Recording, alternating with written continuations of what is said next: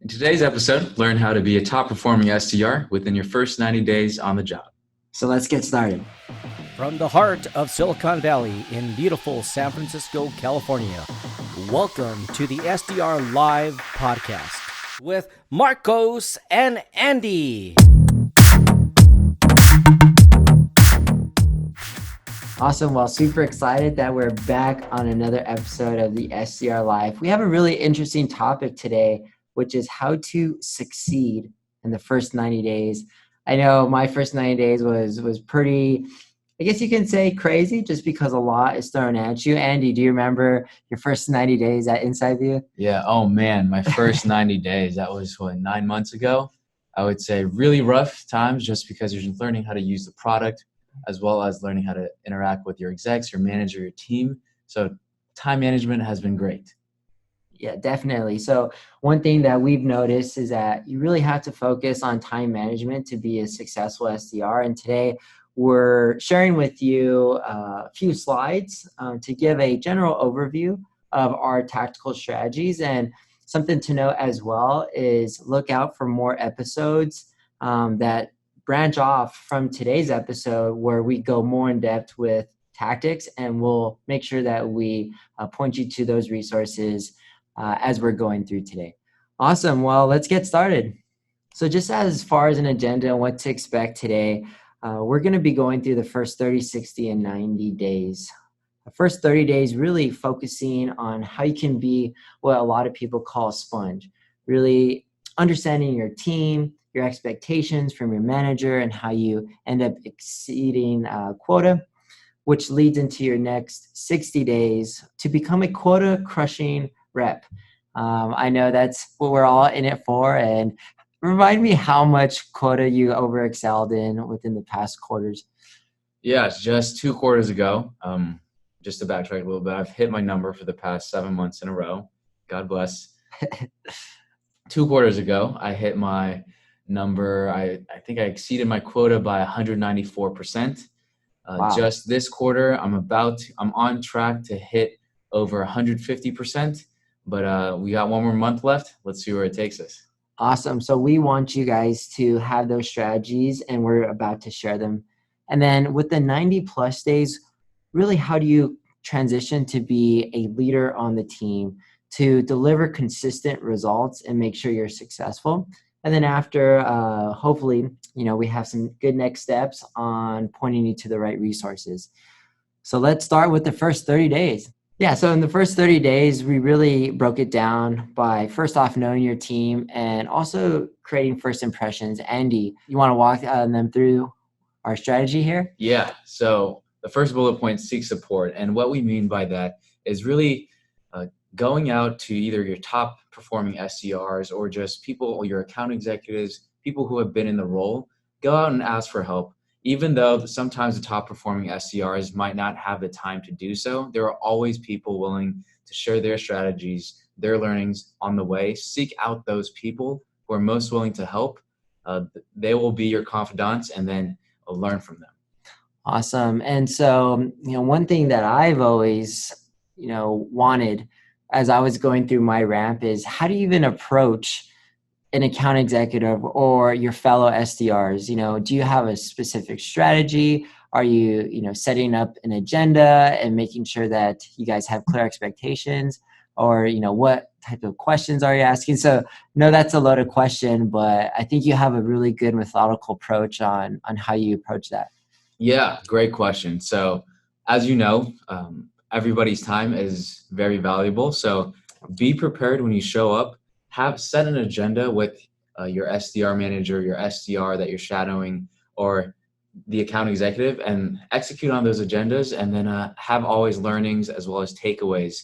Like for me, after each meeting, I have 1 or 2 takeaways as well as 1 or 2 questions that I have at the very end of each meeting. Interesting. Okay. So I use that to kind of propel the relationship as well as learn more about their workflow. Wow. Okay. So that's really interesting. Something that I picked up on is, being prepared, and also, showing that you have a curiosity to continue to learn. I know when a lot of, SDRs that are just starting their career reach out to me as team lead, and you would be shocked at how many of the SDRs just come in and say, help me. And it's like, if you show that you're prepared, you have a few agenda items, I could actually give you so much more valuable advice than just saying, hey, I think you should do this. Have you had similar experience? And what are one or two key questions that you think are super important that you should be asking right away? Some of the key questions I would say, as you know, we're going to talk about the 80-20 rule later on. Yeah, of course. So one of those questions that I usually ask is, what are the most important 80% or 20% of your workflow that contributes to 80% of your number? And they'll be able to tell you exactly what is most important in their day-to-day that they focus on to get them to their number. What about you? Any questions that you ask your SDRs or the AEs that you're shadowing? Yeah, so I think early on, something that I was pretty hesitant to do was ask for help, which was really interesting. And it almost came back, I would say, around month 4 when I started to have more questions. And it almost seemed like a lot of the leaders didn't want to answer those questions, which became a problem. But I understood that, asking questions like, what is your quota? How do you attain quota? The time management aspect is really well. And something that I always find interesting is, how are you prospecting? Teach me your workflow and what does that look like? I think that's very interesting because each SDR will have a different workflow and you'll see that. And so as you're going through, you're going to learn the lingo, you're going to learn where where other SDRs find different opportunities, and then you're going to be able to create your own cadence, which is really informational as well.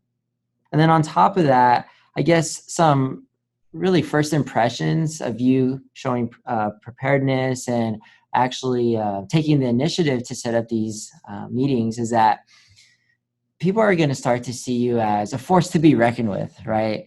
Who's Andy, right? Like that kid is very impressive. That's what you'll start to see. And they'll be more willing to help you as long as you continue to be prepared. Is that something that you've seen as well?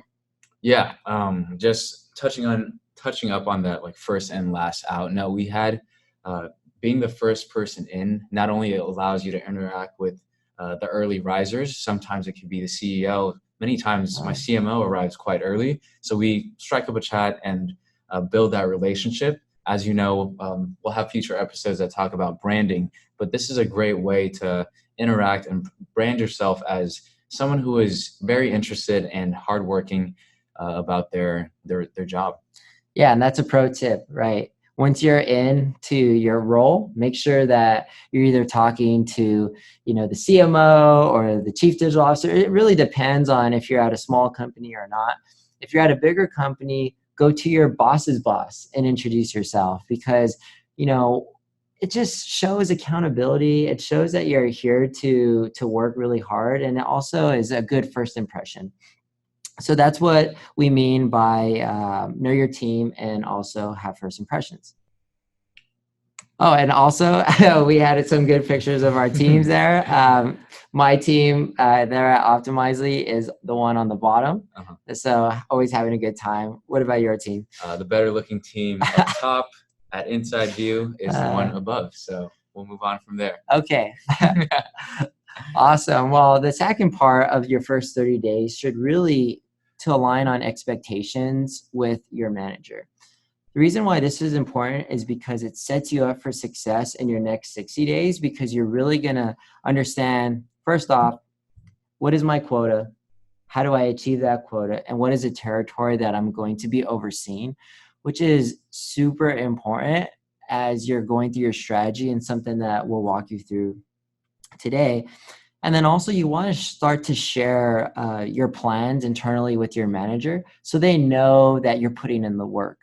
I can't tell you how much times you actually showing initiative to your manager will actually lend you, I guess, like some gold stars if we, take ourselves all the way back to grade school, but it's going to land some really good credibility. And I think your manager's definitely going to respect you more. Exactly.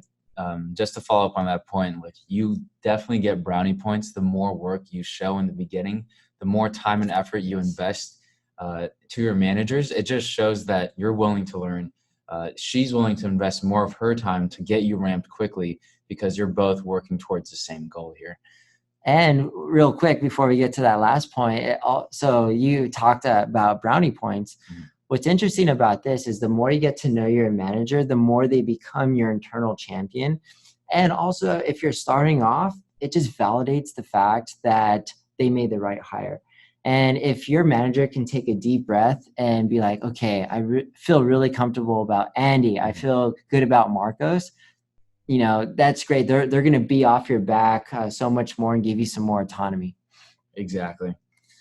And the last point we had is being growth focused versus results focused. So Andy, you want to talk about this? Yeah. So what I really mean by growth focus versus results focus is, as I've been through this job for around a year now, I see more new hires come in, and a lot of times it's great. There's really hardworking, and they're driven to hit their number during their ramp, especially their ramp quota. Sometimes it's lowered. We'll talk about that later. Mm-hmm. And however, even though that is amazing and great, one of the big problems I see is people kind of skipping through their foundational learning, such as learning how to use all aspects of your tech tools. Just because investing that time, more of that time early on, will really give you a lot of returns in the future when you're constantly using those tools like Salesforce, learning how to create a report instead of just jumping right into cold calling, which you should still do, but also just remember to be growth focused rather than results focused. Because in the beginning, you're laying down that foundation. You should focus on how much am I growing right now rather than what is the numbers that I'm hitting. Yeah, and that's a good aspect to hit upon, and something we'll talk about with understanding your quota. Usually when you start off, you might have a month where you don't even have a quota, which is great. So it really gives you that time to grow.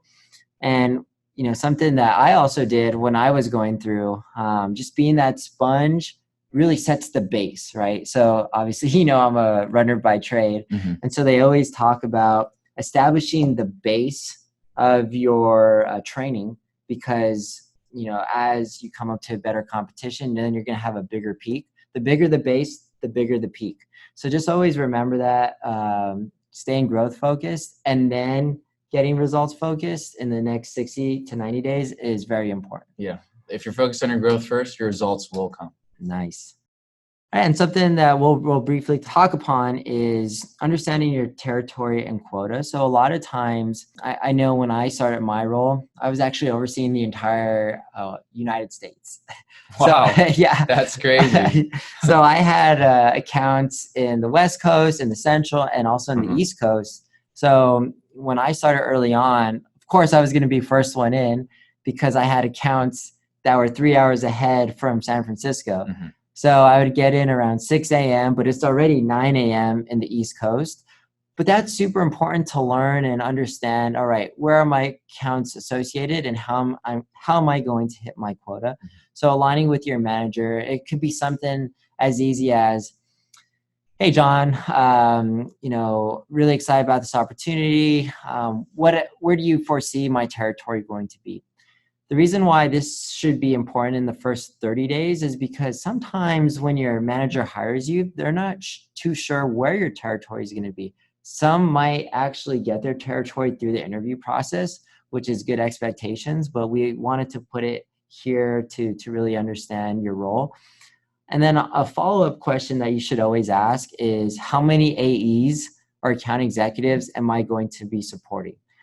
When I started, I was overseeing 4 AEs, and then it went to 3 AEs when I went to enterprise, and then it went to 7 AEs when I went to strategic. And so that's a huge asset to learn, because now you have to understand, all right, how do I prioritize my accounts? How do I prioritize them by account executive? Which account executives have more opportunity conversions than non-account executives? So that's something we'll get into, but aligning on those early expectations is very important. You have anything to add there? Exactly. All of those are important to not only integrate into your time management workflow, but understanding that will help you lead to more success. Awesome. And then also just a real quick idea on what quota is. We're actually going to have a more in-depth episode on just quota because everyone has a different type of quota. And then also on top of that, we're going to deliver some relevant statistics and insights on that episode where it talks from a manager's perspective on, is your quota attainable? Is it not attainable? And what it should be at to really empower you guys to make the right decision when looking at new jobs as an SDR.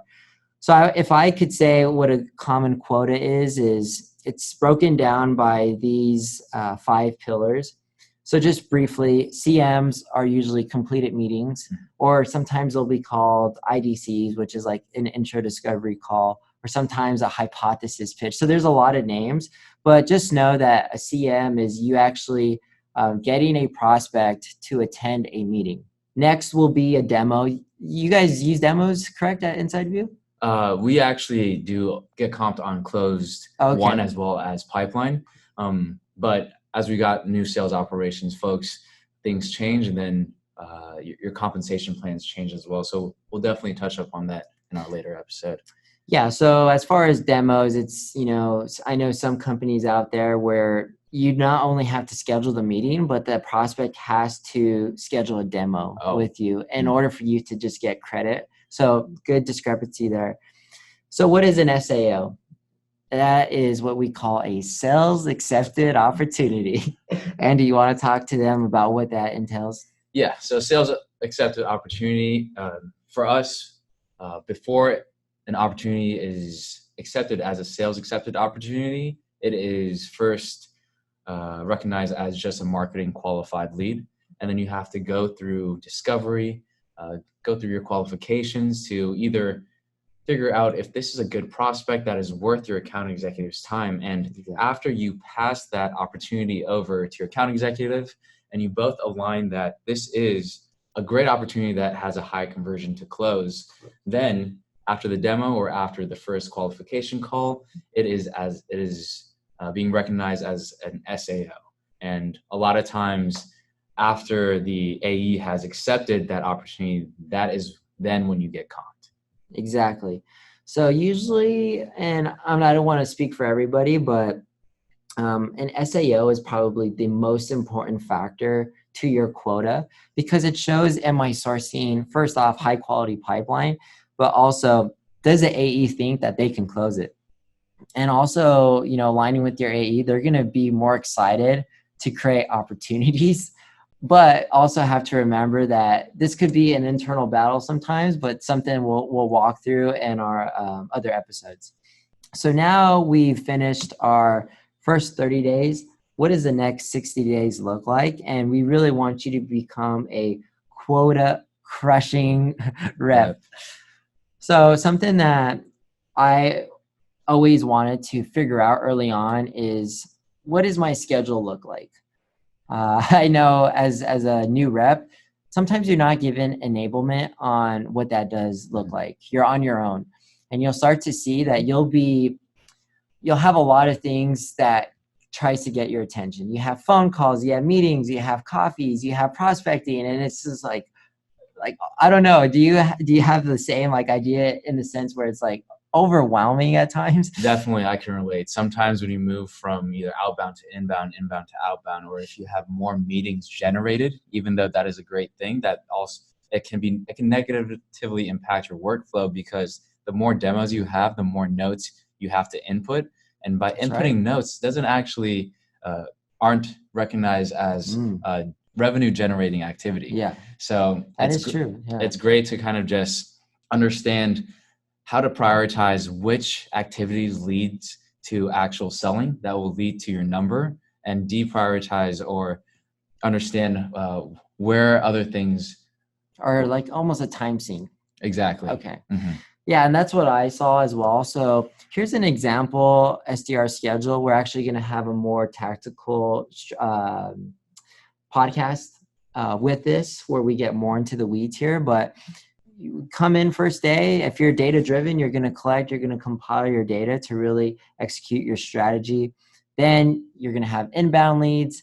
Sometimes you might only have outbound leads that you're going to have to execute on. But something that's super important that we need to highlight is number 4, which is prospecting. I can't tell you, like, every day you're going to have to prospect.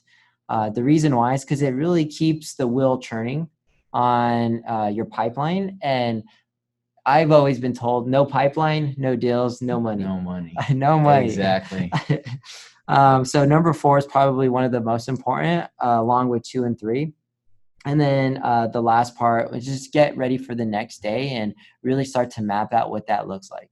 And obviously these are all subjective to our own personal experiences, but we just wanted to give you kind of a framework so that you can lean on before you go out and tailor your own schedule that makes the most sense for your own workflow. Definitely. And now this is, something that I get really excited about, which is strategy.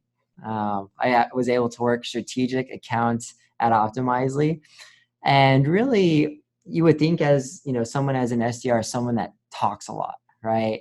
Or someone that likes to email a lot, but really what's behind all that is a really good strategy on how to be successful. So this will be the biggest aspect where we get more into the weeds on other episodes, but we just want to essentially get your feet wet and what to expect as we're going through. Mm-hmm. So as far as a tactical strategy, you want to come up with your personas. Andy was talking about the 80-20 rule. How do we find the relevant prospects to go after so we know that we're not wasting time? How can we expedite that with certain tech tools? How do we generate a fast start and a monthly cadence? How do we use a data-driven approach to really have high conversions and know our numbers to the T?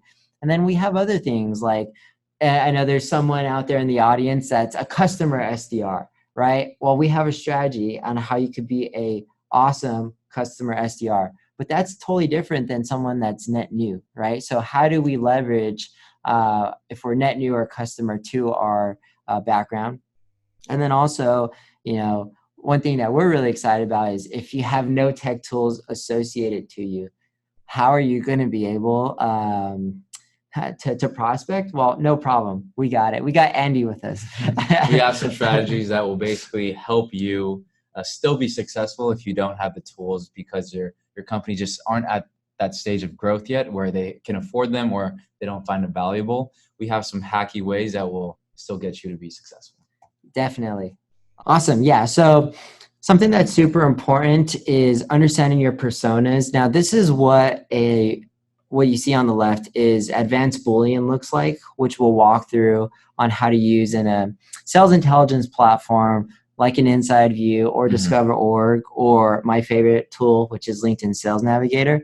And then also you have different titles that you can search by to expedite that. But we just wanted to give you an idea of what it looks like before we get more into the weeds with that. Awesome. Well, this is just a brief overview of all the different sales technologies that you're going to be having at your disposal.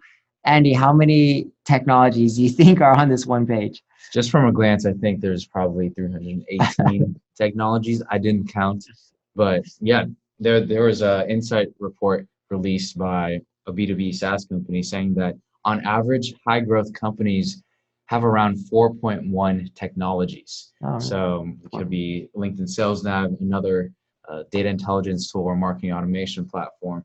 But just as you're ramping, be aware that within your first 30, 60 days, you should really focus on learning how those tools will affect your process, your workflow, and how that workflow will impact your number. Wow. Well, yeah, I would have to agree with that. And so, just learning and being that sponge is super important because these tools really help your process flow. But this will be in another episode as well on us just getting real into the weeds with Andy's product, Inside View, and then also LinkedIn Sales Navigator, probably Discover.org. So more to come on that. So you might be wondering, right, Andy, how do I get a fast start, right? I have my account executives, I have my territory, I'm ready. what does that look like? I know we all have different strategies, but what are some, tips and tricks you would say in the first, 60 days on how to get a fast start? Yeah, so there are a few campaigns. I know the first one says just low hanging fruit. There are a few things that you can do as you just begin your first 30-day ramp. One thing that I've done is like look at past close opportunities and using that information that is already in there, and then reaching out to the same decision makers that have been previous contacts and saying, hey, it's been a while since we last spoke. I know we closed this opportunity, I don't know, last August, but now that it's July, it's been 10 months. A lot has changed. We would love to open up that conversation. A lot has changed. And I've gotten quite a few meetings accepted just because people are willing to listen and see what your product has to offer. Yeah, exactly. And so the reason why, this is just a small sample of what we'll be getting into, but from a fast start perspective, I've always liked to use data to fuel my strategy. And so using a low hanging fruit campaign, looking at those that have came to a webinar or downloaded some type of white paper but never converted into a real opportunity is massive, right? And a lot of SDRs don't know where to start. And so we'll walk you through that process on how to get the specific prospects. Understand reading different notes in Salesforce if you have that. And making sure that you're off to a really fast start is super important. And as far as the next part is, once you have that fast start, how do you go through a monthly cadence? How do we keep the wheel churning and continue to keep prospecting? So, this is just a sample strategy of what I've used. We'll go more in depth with this, but making sure you're trying to hit all sources, right? You're doing some type of on-site campaign if your company has remote AEs or field AEs. Doing sometimes it's called spray and pray approach, but you're only doing low touches like come to this event. So that's what I use. Any thoughts on this? Just to add on to that, sometimes you have more time to be more personalized on your outreach for your big target accounts, but it's hard to keep your other like lower tiered accounts engaged. So you have to do sequences, and though spray and pray gets a bad rep sometimes, it still works, though it has a lower conversion rate. So as you said, like we always use data-driven approaches to prioritize like which workflows would be implemented the best. So I would say using outreach and seeing like which outreach sequences have generated or converted either the most opens and has the most replies are just a great way to start on using which sequences. Yeah, that leads us into a really good next topic, which is being data driven, right? So what Andy was talking about with outreach. So outreach is another tool out there for those that don't know that. But essentially what it does is it compiles all your prospects. It also, you can put them in different sequences. What is a sequence? For those that don't know, it's just different touches for emails or sending a LinkedIn or doing a call, right? Having a call. And it will actually sync with your Salesforce or CRM provider. So you have a historical record of how many times you might have reached out to somebody. I don't know about you. How many times would you say you probably reached out to like a VP of sales or a chief marketing officer? I don't even know, just because you reach out to so many prospects. But another thing that I do know is on average, it takes around 8.1 touches to get someone's attention, not even just to convert the meeting. Like in that same report, I saw that it was around, on average for an outbound, you need around 21.3 outbound touches for an opportunity to convert. Wow. So just keep that in mind as you're using different channels and different approaches. If you're not seeing success in the beginning, it's not because you're doing something wrong. I mean, it could be, but also know it takes time and it takes more touches as it just gets harder to get your prospects' attention now. Yeah, and Andy's absolutely right. In this world, right, with automation and different emails and sequences, it's really hard to get a prospect's attention. And so the way you kind of combat that is using a data-driven approach. And so I'm very well known, I guess you can say. My team could attest to this at Optimizely, is creating these really in-depth documents that tracks open rates, engagement rates, people that have come to the website, people that have accepted my LinkedIn connection, people that have viewed my profile. Really what I'm trying to do is find any type of leverage that I can use for me to prompt an outreach. So I always have a saying, I don't really think of my outreach as cold outreach. I think of it as a lukewarm outreach. Lukewarm. It's not very hot where I'm going to convert, but it's enough to where somebody's going to know who I am. So happy to share that. And on top of that, just like I love how you're using those data-driven approaches, because in the beginning of your SDR role, or just even if you're a tenured SDR, you have so many tasks that you need to prioritize. By understanding like which prospects are more likely to close or more engaged, you can actually prioritize them so that you're making sure the 9 hours or 10 hours you're spending in your day is hitting the right people. Exactly. And I guess a really good analogy to that is think of like a funnel like you see here on the screen. You know, you have so many prospects that you start off with, but at the end of the day, if you are reaching out to 200 prospects, in order to hit your monthly quota, you may only need to convert 10 to 20 of those. So once you put that into perspective, it's really like a lot more attainable than you think it is. So happy to share that as we continue to go along. Awesome. Well, you got your data-driven approach. Now, what does the 90th day and more look like? And so if we go on, what you're going to see is that if you put in the strategy and the work to be successful within the next 90 plus days, you're going to be a leader. But also what separates good sales reps from great sales reps is this idea of being consistent and being a consistent performer. So the team knows that what I like to say is you're a legend, right? You want to be a person that you can be relied upon. So some notes here, right? You get to own your own book of business, right? With more, if you continue to hit your quota, your manager is going to give you more responsibility and more autonomy, which is amazing. Also, you're going to avoid coaching plans and going on different notices, which is awesome. And then as you continue to go into a leadership role, start leading your own stand-ups or asking your manager what a stand-up is. So essentially you get everybody together and you want to do different win reviews and forecasting opportunities and understanding why somebody is forecasting a opportunity or a pipeline when they didn't have it before. And that's going to help you transition more into your next role that you'll get into, if that is an account executive. Exactly. And as you perform well, you're just naturally becoming a leader.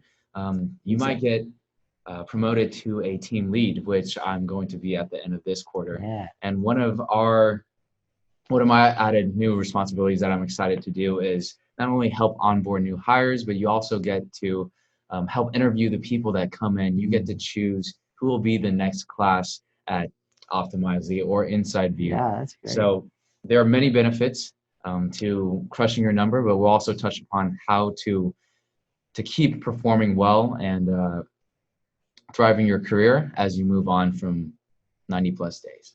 Exactly. And I don't know about you, Andy, but I was also a team lead, and it's just so gratifying to actually come to work every day and just help others be successful, right? That's what we're trying to do to help you as you're going through this process.